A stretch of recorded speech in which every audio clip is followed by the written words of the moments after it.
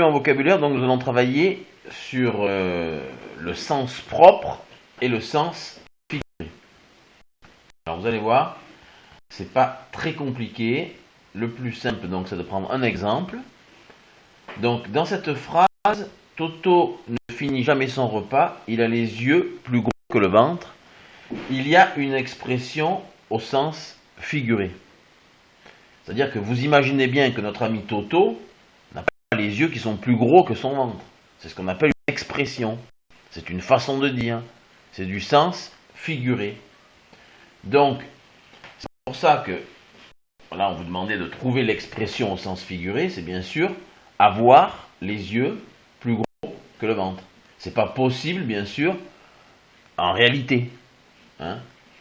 Donc, là, on vous demande par quelle phrase peux-tu remplacer cette expression? Est-ce que, quand on dit Toto ne finit jamais son repas, il a les yeux plus gros que le ventre, est-ce que ça veut dire Toto a grossi? Est-ce que ça veut dire Toto est gourmand? Ou est-ce que ça veut dire Toto mange beaucoup? Voilà, donc je vous laisse réfléchir. Donc vous, dans votre exercice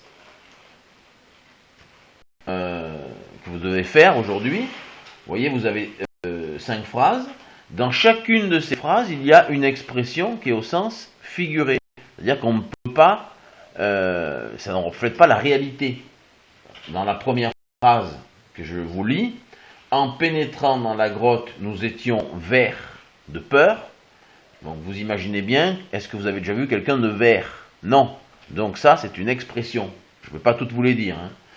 Et donc vous devez trouver l'expression qui est au sens figuré. Et ensuite, vous devrez trouver quel mot ou groupe de mots va pouvoir remplacer cette expression. Donc par exemple, celle que je viens de vous dire, être vert de peur, ça veut dire être terrifié.